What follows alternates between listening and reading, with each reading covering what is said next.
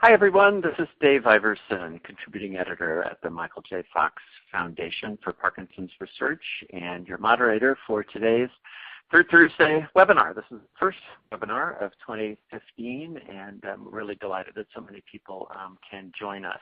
I think this is a topic that's of particular interest to anyone with Parkinson's or anyone who has someone with Parkinson's in their family. The exercise, RX, is exercise as important as the pills you take. It's part of our continuing series of Third Thursday webinars. You can join us on the third Thursday of every month at 12 Eastern to hear a topic of interest to the Parkinson's community, and we hope you'll continue to do that throughout the year today. You'll be able to submit your questions also throughout the hour with our experts who will be joining us. You see a small Q&A box at the right of your screen, and you can type your questions there, and we'll do our best to get to as many questions of yours as we can over the course of our hour. Now, those of you who are familiar with participating in our Third Thursday webinar are probably saying at this point, yeah, right. You always say that you're going to try to get to all of our questions, but you never do. So we've actually added a little bonus, which is that for the first time tomorrow, we're going to do something new, which is a Twitter chat, so that if we don't get to your questions today, there'll be another opportunity tomorrow at noon at michaeljfox.org. We're going to continue the discussion. That's tomorrow at noon with Dr. Rachel Dolan, who's a movement disorder specialist on the Michael J. Fox Foundation staff. So think about that for tomorrow if we don't get to your questions today. And last, before we get started, I also want to note that you can download our slides from today's webinar. You'll see a box called Resource List on the right. You can click on that link and the document will open in a new browser and you'll be able to save or print from there. All right, let's get started with what we're going to be talking about today. We're going to discuss, what we know about exercise for Parkinson's disease. We're going to talk about the types of exercise that are best for your fitness goals. We're also going to talk some about how exercise may be changing the actual biology of the brain itself, what we know about that, what we still don't know about that.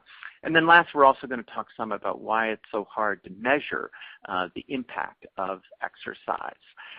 Let's meet who's going to be joining us for our panelists today. Nancy Edmonds is joining us. She is someone who lives in the state of Michigan. She's going to talk some about her own experience with exercise as someone who has Parkinson's disease. Nancy, thanks for being part of our discussion today. I'm happy to be here. Thanks for having me. And joining us as well is Dr. Helen Bronte Stewart, who is the director of the Stanford Movement Disorders Center at Stanford University, and brings to this not only her expertise as a movement disorder specialist, but someone who has also done a lot of research in the area of exercise and Parkinson's, and brings a unique perspective in that she was also trained as a dancer in ballet. So Dr. Bronte Stewart, thanks for being with us as well. Thanks for having me. It's great to be here. And finally, Dr. Lisa Schulman, who is a professor of neurology at the University of Maryland School of Medicine, and also a leading researcher in the area of exercise and Parkinson's disease. Dr. Schulman, pleasure to have you with us as well. Thank you. It's really a pleasure to be here. So let's get started and dig into some of the topics that we're going to talk about today.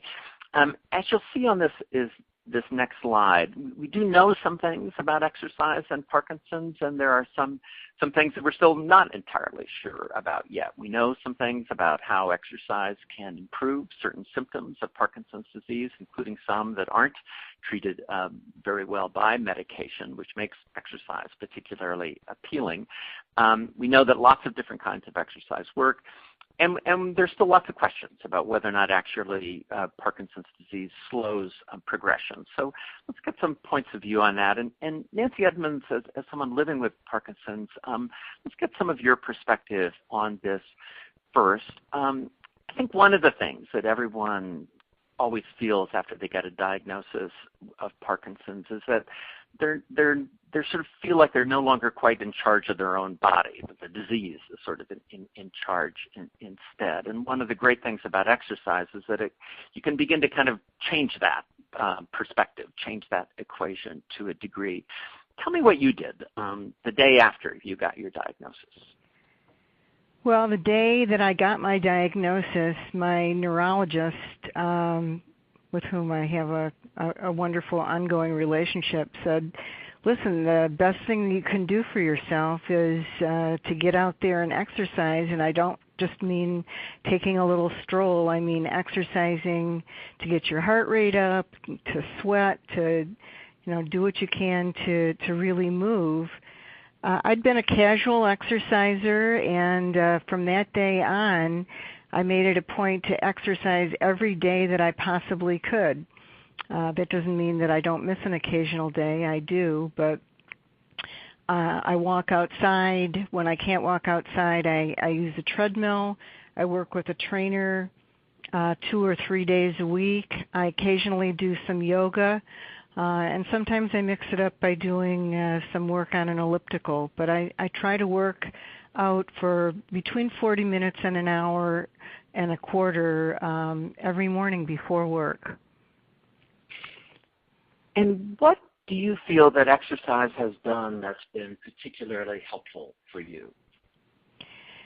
Well, I've always felt better when I exercise, and what I'm going to say is, I guess, just anecdotal, but I feel a lot better. I feel like my balance is better, like I'm stronger, that the stiffness in my joints isn't nearly as pronounced on the days that I exercise, and I think everyone gets a better feeling of well-being from doing some exercise, and it's certainly been true of my experience. And in terms of your sense of well-being, would you say that extends beyond just the motor parts of contending with Parkinson's, but also the questions of mood and all the rest? Yeah. Absolutely. I mean, it's pretty well documented, I guess, that moderate or mild depression can be a symptom of Parkinson's, and I really feel that exercise is critical to, keeping a good balance and not having to fight that particular symptom. Definitely. And conversely, what do you feel when you don't exercise? Well, I feel stiffer. I have more stiffness than tremor. I'm not, I occasionally have some tremors, but I just don't move as well, and my feet feel heavier. I feel like I'm not walking as well. I'm about 5 years out from my initial diagnosis, and generally speaking, unless I tell people I have Parkinson's, they don't know it. But on days that I don't exercise, which are more typically travel days, I just don't move as well. My ankles, my wrists, my neck feel a lot stiffer. Let's bring Dr. Bronte Stewart and Dr. Lisa Shulman into our conversation as well. And you could hear Dr. Shulman from Nancy Edmonds' description, sort of what her own personal experience is. And what I'd like to try to do now is match that sort of personal anecdotal experience, which I think many of us with Parkinson's can completely relate to, and talk a bit further about what we actually know and what we don't know. So you heard Nancy describe some of the symptomatic improvement that she has, both in terms of movement as well as non-movement. Does that line up in terms of what we actually know scientifically? Well, we've come a long way in terms of our understanding of the effects of exercise in Parkinson's disease, and of course that's the very good news, that now people are, I think in general, taking it quite seriously. What our studies have shown thus far are very consistent improvements in particular 3 areas. One, in general aerobic fitness, cardiovascular fitness. Another in terms of gait, walking speed, and the gait in general. And thirdly, in terms of muscle strength, that all these areas consistently are showing improvements, and that these improvements are oftentimes correlated with overall improvements in terms of disease severity ratings and disability. And that's a big deal because, when many of us began to study this in depth, there was the question about whether the routine kinds of benefits that people are accustomed to receiving without Parkinson's disease in the mix from exercise are going to be seen in the setting of Parkinson's disease. And we can say with some reliability now, yes, we surely see that. Where things get a lot more difficult is understanding and proving that the benefits that we see are Parkinson's-specific benefits. Now, when you're looking at if you're working in a basic science lab and you're working on mice and rats, you have the opportunity to look at Parkinson's models, and then you can actually look at the brain after you exercise animals. Obviously, you can't do that in human subjects.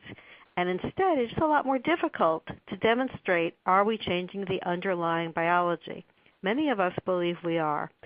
The main thing, however, is the issue that in day-to-day life, we're dealing with symptoms and we're dealing with emerging disability.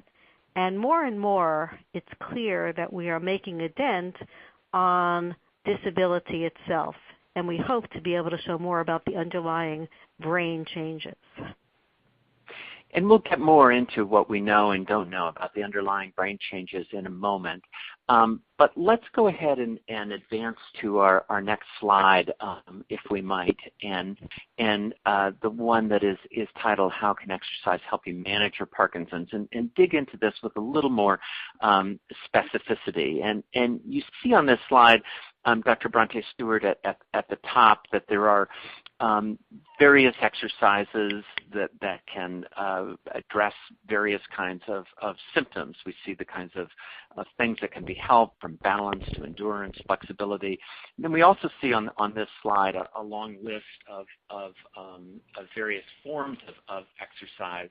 And what I'd like to ask you first is, are there direct connections, in other words, between a particular symptom and a particular exercise, so that when you're dealing with a patient, do you say, okay, this seems to be the symptom that's the most problematic, therefore this particular form of exercise might be best? Can we make it that prescriptive at this point, matching symptoms to particular modes of exercise?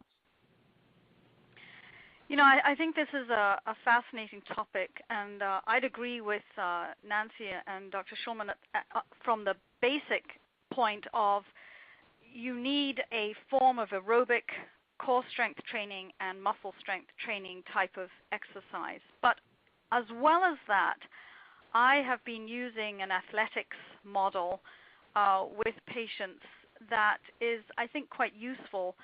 And that is that if you are an athlete, say you are a golfer, it's been shown quite clearly in the literature that you improve your golf swing by training in specific exercises that improve your swing rather than, say, swimming. Similarly, if you're a gymnast, you'll need to do specific exercises to improve static balance for balancing on the beam rather than something else. And then there are really good sports medicine literature studies showing that really this specific training improves athletes' performance as opposed to generalized training. So on top of the general exercise, I call it training into the deficit. And I talk to the person with Parkinson's, and obviously we'll have examined them, about maybe something more specific that is causing them disability. Say it's balance. Say it's that they're a little deconditioned and they really need more core strength training, and then we emphasize that as well, whether it be with a physical therapy program, a personal trainer, or even just in the exercises that they have, focusing a little bit more on some of those exercises. So I don't think you only should do one form of exercise, but yes, on top of your general exercise training, I work with people individually to try to find this specific deficit, and then we call it training into the deficit, to train that up specifically. So does that mean, Dr. Bronte Stewart, that a patient who comes in and talks with his neurologist, just as you might go over the list of medications and let's say, oh, my tremor is getting worse, should we increase the number of, pills that I take, or should I take a particular dopamine agonist along with Sinemet, that you should approach those questions in very much the same way when it comes to exercise? My symptoms are this, therefore I need to get out and do exercise. That it should be as much a part, I guess, of that movement disorder specialist appointment and figuring out what works as the pills you take. Oh, absolutely. At least in my practice, on our discharge sheet, it's one of the elements we address. And I think there's a very simple analogy. For instance, if you take diabetes, your physician will help you manage your insulin dose, but it's up to you to manage your diet. In Parkinson's disease, your physician will help you manage your dopaminergic medication and then will help you manage your exercise program, but that's your homework. That's what you need to do because the physician can't do that for you.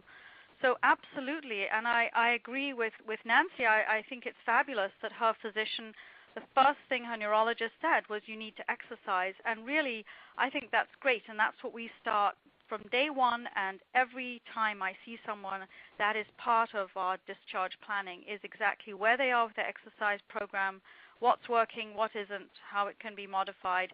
And then I think the other thing that's come from the basic science literature that I find very helpful, especially for people who aren't very used to exercising or for whom it seems a little bit intimidating, is to really talk about what do you like to do. So it's been shown in rodent studies that if the rodents are allowed to exercise the way they want to, you see some of the changes in the brain that we're going to talk about, but not if they're forced to do exercise they don't naturally do. And I think this is very important for people to try to get their head around, is that you don't have to go out and do something you hate to do.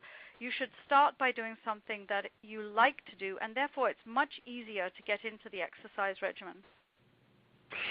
Nancy Edmonds, let me bring you back into the conversation because we're getting a lot of questions about your particular medication regimen. I think people are curious about, it's always hard to sort out whether it's the exercise helping you live so well with Parkinson's or whether it's the particular medication regimen. So to the extent you're comfortable or whether it's sharing just what's good going luck on. too. Yeah, exactly right. So to the degree you're comfortable in sharing sort of what's going on with you in terms of your medication routine, people seem interested in knowing how that is taking place.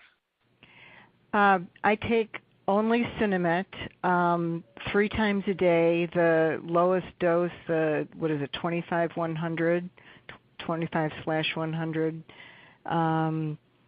It's the same dose that I started with 5 years ago, and I was kind of kidding about good luck, but actually I think that it is a lot of luck. I mean, I'm just very fortunate that I've had a very good reaction to the medication.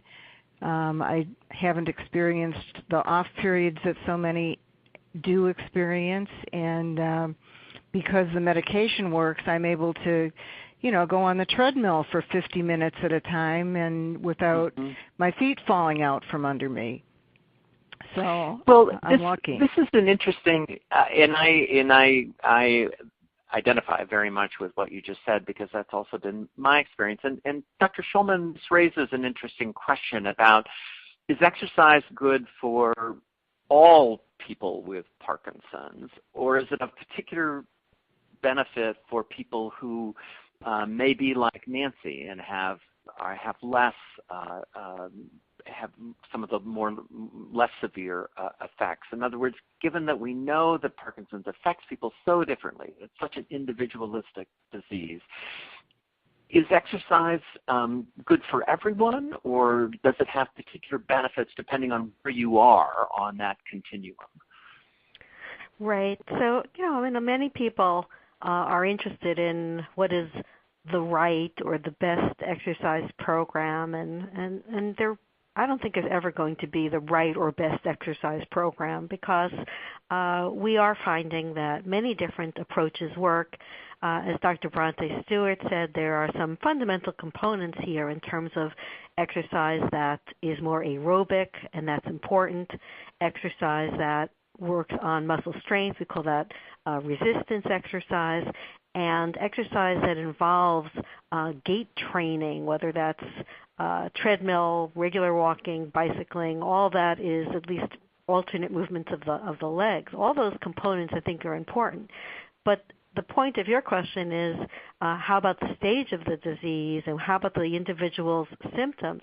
And I think that at every stage of disease, for every type of presentation, everyone can benefit from an exercise regimen. And that even goes for people who are no longer able to walk much anymore. Everyone will benefit from doing something that pushes their envelope so that they are doing more than they were previously able to do. You know, one thing that we sometimes don't focus on is that the Parkinson's cardinal symptoms themselves of becoming slow and stiffer have some secondary effects in terms of the musculoskeletal secondary effects. And what I mean by that is becoming more rigid and losing range of motion, as an example, and moving less, period. So the stretching, the resistance, and the endurance exercises are helping to prevent some progression of these secondary effects, and that can help everybody at all stages. Lots of questions coming in, and so I'm going to start taking some of these earlier than we frequently do because people have so many specific questions. And again, many of these have to do with lining up particular exercise regimens with either particular symptoms or particular Parkinson's experiences. One question that's been coming in, Dr. Bronte Stewart, that perhaps you can respond to since you deal with surgical interventions as well. People want to know about exercise and the impact that has if you have had deep brain stimulation. Is there anything about having deep brain stimulation that would make you either less able to do certain kinds of exercise, or where exercise would become that much more important because of having had that particular surgical procedure? I think it's a really great question, and there are a couple of things that are, in a sense, pretty obvious. Is you don't want to be doing any high-impact contact sports, because if you hit either your battery in your chest or the leads in your head, then there can be some crack or something. So that, putting that aside, no, there's no difference for me. I would say that for some people who maybe weren't able to get as much out of their medication as they could have because of some of the dyskinesias or side effects, sometimes those people have not been able to exercise as much. So therefore, the common question I get is, somebody may be a really good tennis player, but they haven't played for 3 years, and we encourage them to start playing again, but to start slowly, just to remember that there may have been 3 years where they're not quite so good as they were before, and not to get down on themselves if they aren't immediately back to where they were when they were playing quite often. But so it's, to me, again, it's rather like Nancy's neurologist. It's, yes, exercise is probably one of the first things I will talk to somebody about after deep brain stimulation as we change their ratio of deep brain stimulation intensity to medication dose. But the big thing is to take it gradually and build it up gradually, but do something every day. It's a question from Anthony, which is, what about the amount of exercise? Does 30 minutes a day provide as much benefit as 2 hours? And there are lots of, and Lisa Schulman, why don't you take this? There are lots of questions that have to do with, this has to do in some ways with the old question which I think of as, do I have to sweat? How much do I really have to do before there's benefit? Dr. Schulman?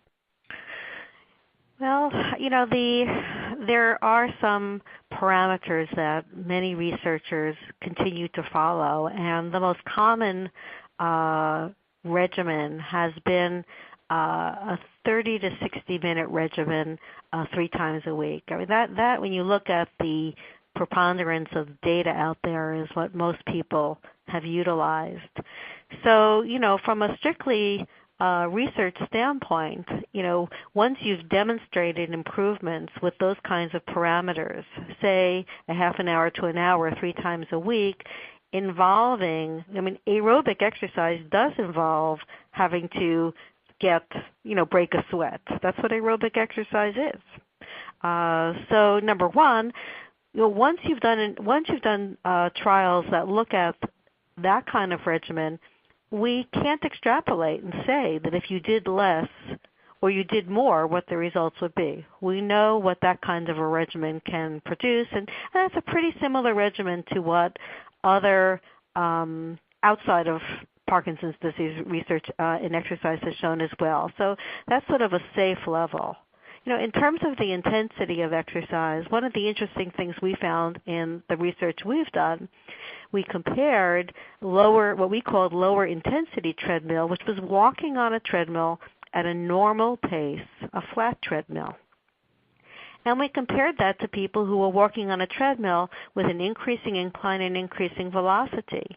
And to our surprise, the lower intensity group walking for it was about 50 minutes, close to an hour, 3 times a week, regular pace, their own comfortable pace, flat treadmill, they had a strong cardiovascular effect. In other words, that was aerobic exercise for them. We considered that was not going to be the case, but it turns out that many Parkinson's patients are so sedentary that even what's considered mild exercise for them is an aerobic stimulus. So it's not necessarily that you have to walk X number of miles or spend X number of minutes on the treadmill. It's that you boost where you are now, that you literally take a step forward, and that you may sweat when you walk. For some people, you might sweat if you walk 10 minutes. For another person, it might take walking 100 minutes. But the important thing is to just push yourself. Is that right? Not so much the end goal of how much you do. Well, I think that in general, the first part of what you said in terms of moving forward from where you are, challenging oneself, is a key part of this. That's one key component. So like what I just said about walking at a comfortable pace being an aerobic exercise is surely not going to pertain probably to Nancy, who already is exercising quite a bit. So you have to take into consideration what the person's baseline activity level is. However, having said that, where I would probably differ from what you said, Dave, is that I do think that there is some element that a certain number of minutes for the exercise routine is important and is an important component. Okay. Lots of questions coming in about tremor in particular, Dr. Bronte Stewart. We talked earlier a bit about deep brain stimulation, which of course is particularly effective with tremor. Is there exercise that's effective with tremor? Is there a way to accomplish, sort of with your own body, an exercise regimen that would be effective with tremor in a way that's analogous to what can happen through a surgical procedure like DBS? Another really great question, and I don't think, at least I don't know of experimental data that would give you an easy answer to that. But tremor, rather like dystonia, it is sensitive to sensory input, and there are certainly some peripheral types of stimulation that are being looked at for tremor. So one could imagine that as you are exercising, you are improving that sensory feedback to your brain. But there's no real evidence, as far as I know, Dr. Schulman may know of some, that exercise in of itself actually is a therapy for tremor. I think it's much more of the overall training of your body and your brain that might have some benefit for it. No, I'd have to just just pipe in and say I also don't know of any evidence of improvement in tremor. Okay. Let me bring up something that's been in the news just in recent weeks, and that has to do with something that's of great concern with anyone with Parkinson's, and that's falling. There was a study out of Australia that's gotten some attention recently, Dr. Bronte Stewart, about how exercise seems to be very helpful in any number of areas, and helpful with falls for people with less severe disease, those who exercise with less severe disease.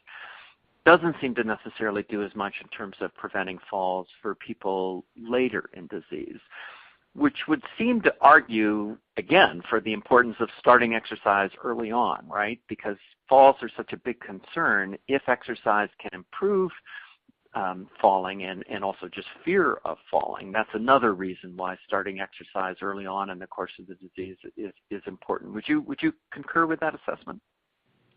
Yes, again, this is something where it's very, very hard to find a consistent outcome of different studies because there are so many different reasons why somebody might fall, and that will be different probably in early stage disease compared to later on. But this is where, when I'm discussing this with people, especially as a preventive measure, this is where core strength training is so important. Right. Because for any of us, whether we have any disease or not, we spend a lot of our time sitting down, and if we don't focus on getting that core strong, we will naturally not be more likely to overbalance. That being said, again, it's very important, in my opinion, to look at somebody who's complaining of falling and to really look at as much as you can as to how they're walking, where their center of gravity is, because sometimes in Parkinson's the disease gets on a little bit.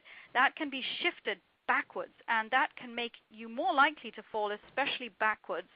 And sometimes it's a matter of just helping somebody pay attention to that. And so depending on the stage of disease, there will be different components of exercise and mental attention that I will work with people to do specifically to try to help them with falling. That is a very hard thing to tease out in a controlled clinical trial, but on a practical basis in the clinic, I think there are a lot of things one can focus on individually that might help somebody with that. Nancy Edmonds, let me bring you back into the conversation on this point and ask you a couple of things that are coming up in the questions we're getting from our participants. One is the question of some of the non-movement problems that are associated with Parkinson's. As we all know, we've learned a lot in recent years that Parkinson's can have an effect on mood, on fatigue, on apathy, and on depression. And Thomas writes, whether or not exercise has much impact on apathy and fatigue, depression.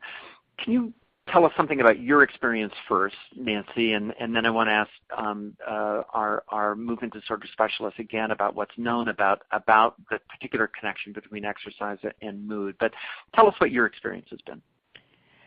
My experience is that on the days that I exercise, I definitely feel less fatigue.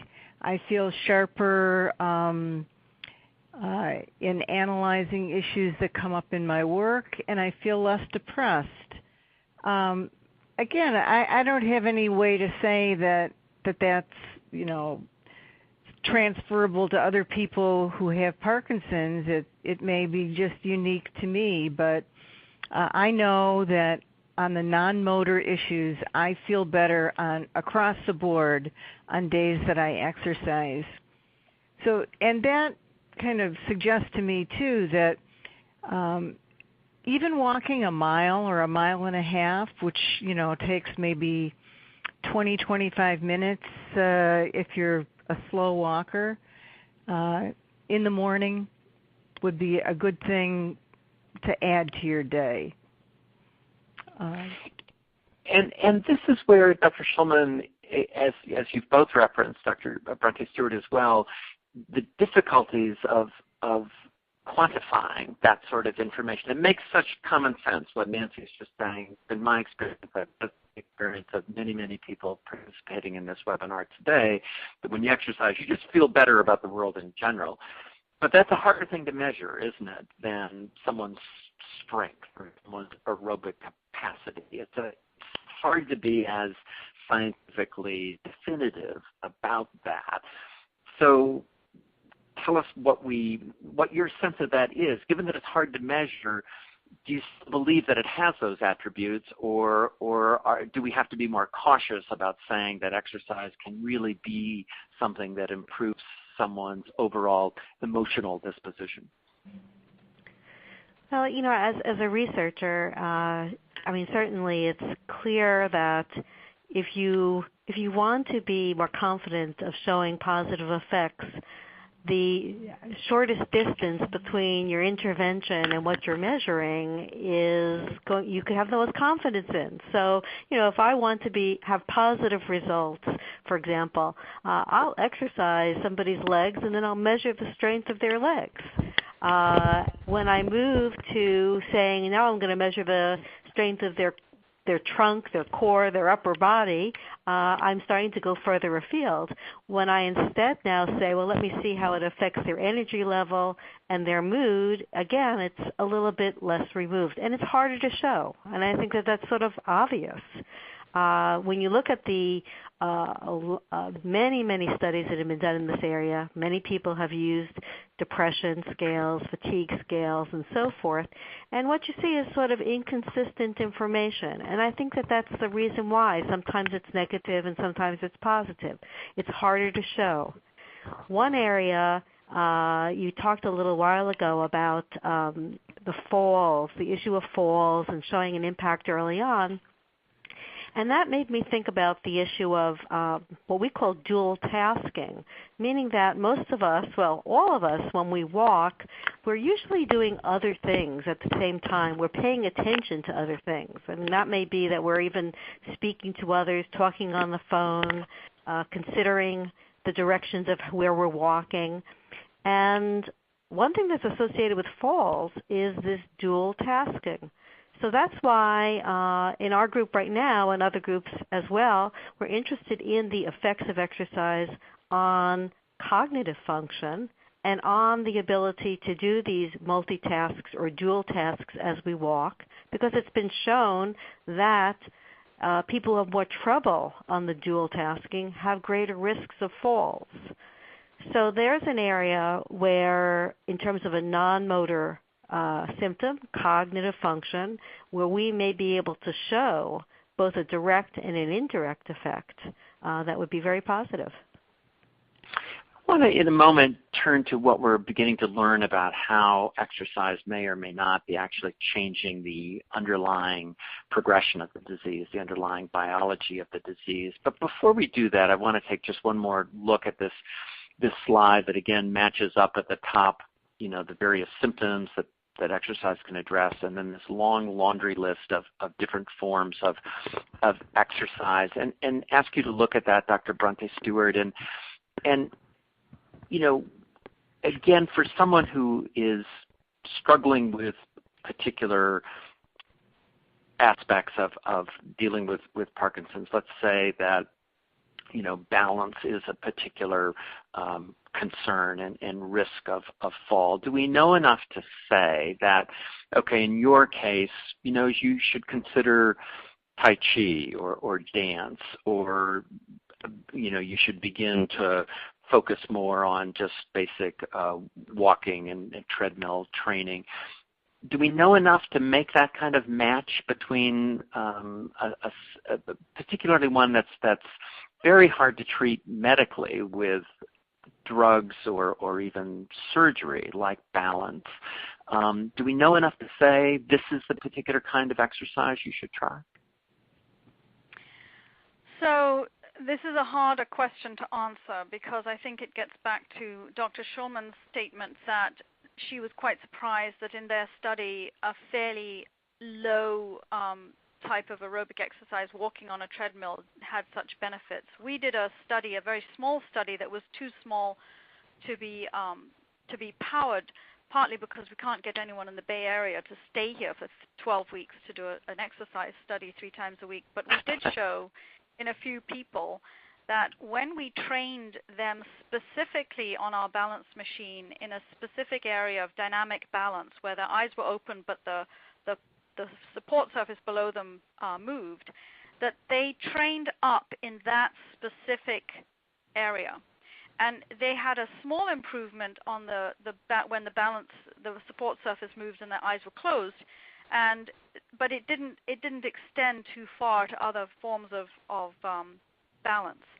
Having said that, if you look at the studies, it really depends on how you measure this. And so we talk about these terms of balance improving or not improving, but again, it's rather like falling.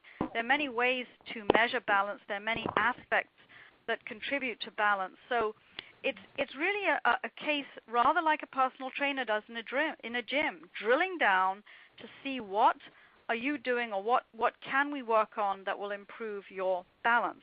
Tai Chi has been shown to challenge balance and therefore to improve balance. So I work in 3 stages. Depending on how the person feels about exercise in general, we may start out with a stationary bicycle for 5 minutes, once a day, then twice a day, and build up so that they actually get into exercising in general. And then the next stage is to go for what we talked about, the general aspect of muscle strength training, walking, and some form of aerobic exercise. And then we go into more the specific training into the deficit. And depending on where you are, we jump in at different levels. So I would say I don't think you can say, oh, I take this specific exercise for this specific person. But there's a large repertoire of things that people can use to train up various components of their problem. And I really have to emphasize, it depends on what they like to do. I don't want somebody to be doing something that they really don't like to do because I don't think it'll give them the same benefits. And I like your phrase, training into the deficit. In other words, to kind of do a kind of personal inventory and think, okay, these are the things that I feel a bit of a deficit in. I'm going to train on that and work with my doctor or my trainer or my physical therapist and develop a regimen that will work on that particular skill. Nancy Esmonds, before we turn to the biology of this, just a question to you on that. Is that something you kind of bring with you when you go to see your movement disorder specialist? A kind of, I'm feeling a little, less sturdy about this, and so what do you suggest that I work on? Is it something that you would advise your fellow patients to think about doing when they go see their doctor, to have that sort of specific question and that would then be paired up with perhaps a specific exercise regimen to follow? Yeah, although it's not so much my neurologist, my movement disorder person, it's my personal trainer who has really been the one to help me with that. As I've said, I feel a little more tipsy and can use some work on balance issues. He's been just really terrific on working on core, doing some specific training on the exercise ball, I forgot what you call it, but the half moon thing where you're standing on the ball and doing some lightweight work. The personal trainer has been great in working on the specific issues that I have. I've really relied on him a lot. And we should also note that there are we have in the resource box that's on the screen. If you want to download that, there are also some other resources that you can list. Not everyone, of course, has a trainer or has the ability to see someone like that on an ongoing basis. And so there are many resources available and ways in which you can get that sort of information and ways that your own movement disorder specialist can direct you to additional resources as well.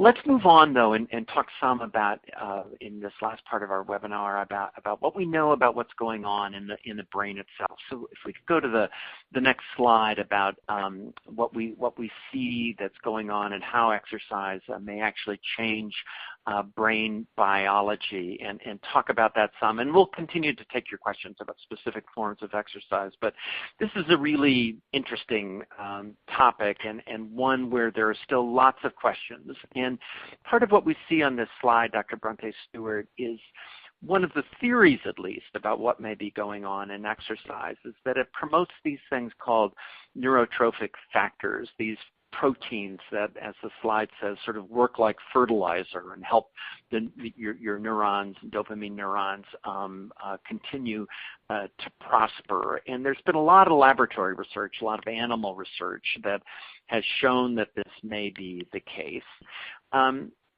Summarize, if you will, what we know about this and what we still don't know yet about what actually might be going on in the brain of someone who's exercising. So this is a huge topic, and a lot of this work has been done in looking at memory and learning, and of course, as you said, this is often done in rodents, so it's often done in spatial tasks. But I think what's coming out from the literature that's fairly consistent is that there are three things that really seem to improve brain function, and that is exercise, this aspect called an enriched environment, and then some of this dietary energy/restriction, which I don't think we need to go into today. But I think the two of exercise and the enriched environment are things that I use and translate into the clinical setting when I talk to people about doing something that they like to do. What we've seen and what the rodent studies have shown is that exercise works on both the peripheral organs and the brain and prevents some of the aspects that can lead to disease and bad brain health, such as obesity and diabetes. So you have to remember, in addition to actual positive effects on the brain, there are things that exercise can prevent, which may lead to more cardiovascular problems, diabetes, as we said, etc. On the positive side, exercise, at least in rodents, has been shown to improve the signaling and sort of the concentration of these growth factors, and especially one called brain-derived neurotrophic factor. These, just in summary, these have, as you said, important aspects of fertilizing or helping neurons to stay healthy. They also help synapses work better. And then the other thing we're going to get on to the next slide is this whole idea of the mitochondria and the energy of cells. But the growth factors, I think, are sort of the nourishment of the brain. On a peripheral level, the exercise can increase your insulin sensitivity. It can increase fatty acid mobilization. It increases ketone body production, which has also been shown to be helpful for the brain. And some of those peripheral and central effects are that exercise can decrease inflammation in the brain. And there's a strong theory now that inflammation in the brain may, if not lead to some of our neurodegenerative diseases, certainly may help them progress. So there are many peripheral and brain aspects that exercise has been shown to improve. And if we go ahead and look at this next slide, as you were suggesting, Dr. Bronte Stewart, that it may also, exercise may also be helping mitochondria, these so-called powerhouse unit of the cell, and by boosting it in that regard, it may sort of push back against the disease. And Lisa Shulman, these are all things that there's sort of a strong laboratory model for, but because we can't really look inside the brain of someone who's exercising yet, we're not sure exactly that that's the case, and we may not know that for some time. So if we say that scientifically the jury is still out about whether or not exercise is actually altering what's going on inside the brain, you've made this really interesting comment to me when we've talked in the past, that you look at this question sometimes another way, which is exercise changing the overall trajectory of the disease, altering the progression of the disease? And what you've said to me in the past is that while we don't know exactly what may be going on in the brain, if we think of this as, does this sort of delay when people suffer real disability? Does exercise, in other words, form a kind of holding action against the brain? That the answer to that is yes. And if that's the case, then in a real sense, it is delaying disease progression. If you would elaborate that a bit more, because I think it's an interesting way of looking at the question of whether or not it's actually fundamentally altering the course of the disease. Well, I mean, I think basically I take a very pragmatic approach to caring for people with Parkinson's disease and other neurologic disorders. I'll accept any improvements in any delay of disability. And I actually think in the field, if I might say, I think that there's a bit of a double standard where, if one shows a very, very small effect that appears to be at the level of the brain, it may not even be a clinically relevant effect, but neurologists and neuroscientists are extremely focused upon it. Yet when we show a larger effect in terms of improving symptoms and delaying disability, fundamental disability like maintaining walking and ambulation and daily function, if it's not tied to a clear effect on brain pathology, brain disease, people sometimes don't take it as seriously. And I just never have seen it that way, because I think we're caring for, we're focused on people who are experiencing significant symptoms from a progressive disease, and if we can improve those symptoms, improve their daily function, delay disability, that's enough for me.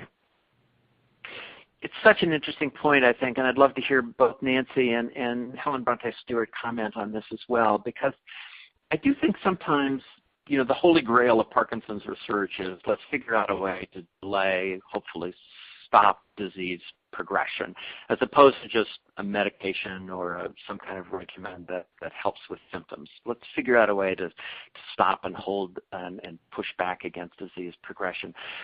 And that makes, of course, total sense. On the other hand, from a patient point of view, if there's something that's going to keep me functioning well and doing well, whether that's symptomatic or disease progression, at a certain point feels almost not completely to matter that much. If you can tell me this is what I can do to stay doing really well, well, I'll take that, So do you know what I mean, Dr. Bronte Stewart?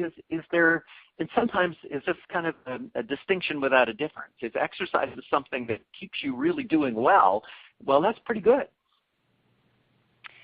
Well, I think I'd get back to my statement about diabetes, and the analogy is that you really, it's fairly obvious. I mean, if the disease is going to make it more difficult to move your body, then do what you can to make your body stronger, more limber, and flexible. And I think as we've discussed before, Dave, I was so struck when I was in training by meeting a gentleman from India who was a yogi, and he was in his 80s and had the disease for quite a long time, and there he was just sitting up on the examination table in his lotus position, as loose as anything.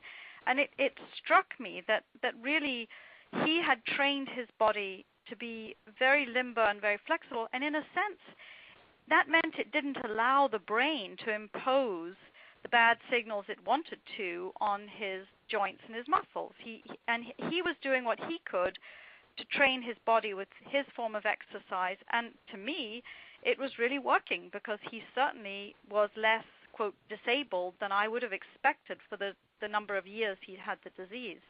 And I think I've seen that with many, many people who exercise, is that they come in or they see me for the first time, and I'm quite surprised to compare the number of years they've had the disease with how much exercise they've done and their lack of disability. But I think, as Dr. Schulman said, there are so many reasons, and Nancy said this actually, why that could be, but we'll take it. It's great.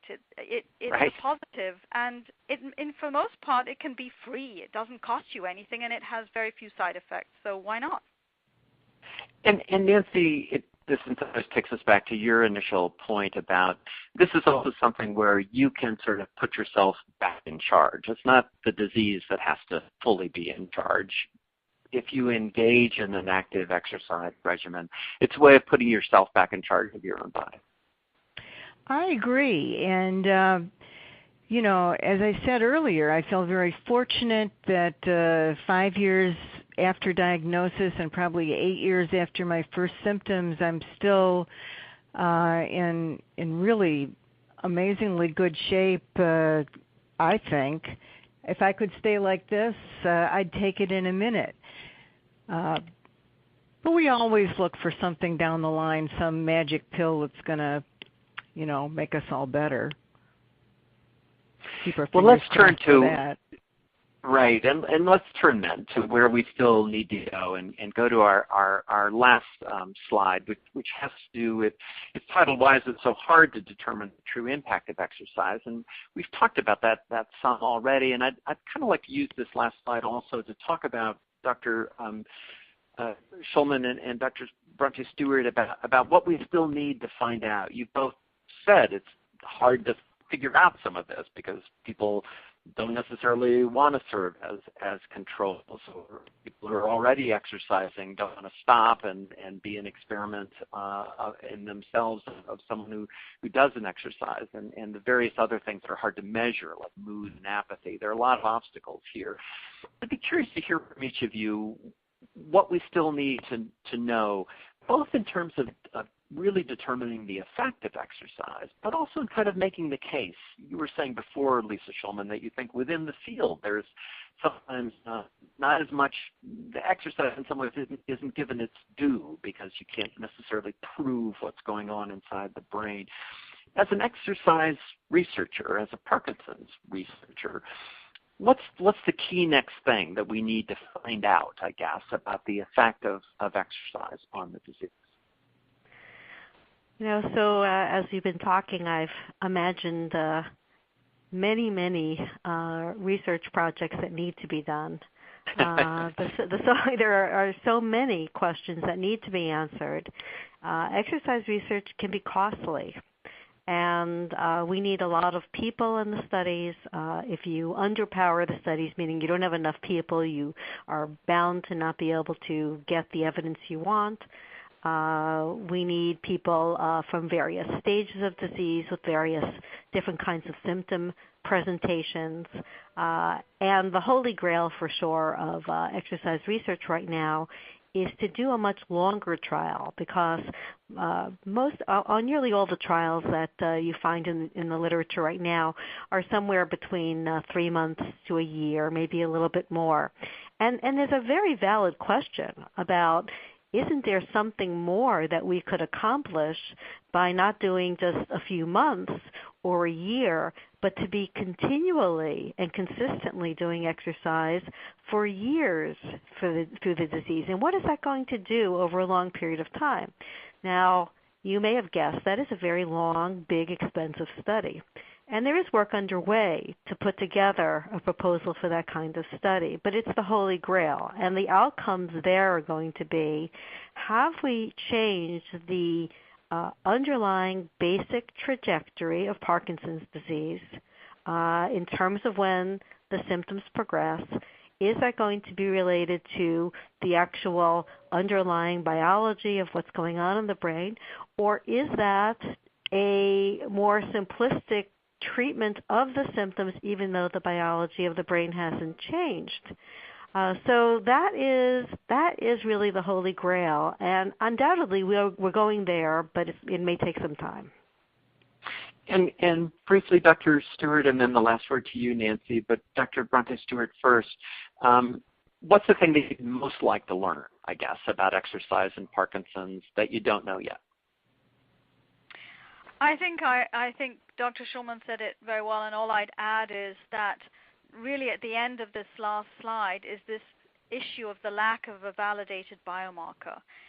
So I'd couch this in saying we've discussed, the idea that exercise does help people, so that's good enough for many people. But for the scientific community, can we show that there is some underlying imaging or other type of biomarker that is different in people who are exercising compared to people who aren't, even given, as Dr. Shulman said, the difficulty and the expense of doing this kind of trial.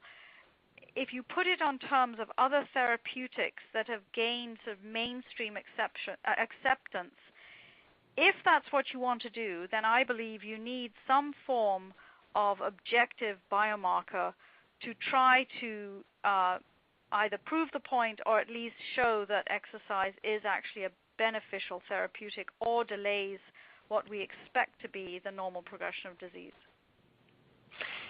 And with that thought, a reminder to everyone participating that if you can participate in Parkinson's research, whether those are research trials that have to do with exercise or any others, it's one of the great contributions that anyone can make. And you can go to the Michael J. Fox website and the Fox Trial Finder site in particular to learn more about how to participate in exercise research or Parkinson's research in general. Nancy Edmonds, just a last quick thought from you about what you feel exercise has given you and what you'd like to encourage others with Parkinson's to consider. Sure. I mean, I have no way of knowing if exercise is more beneficial to people with Parkinson's than it is to kind of the population in general, but from going from being just a casual, sporadic exerciser to being a committed and much more frequent exerciser has made a huge difference in the way I feel and the way I balance the different things in my life. And I mean, I would encourage everyone to get out there and do something to boost their heart rate and you know, we've said a couple times, do what you love. I agree with that completely.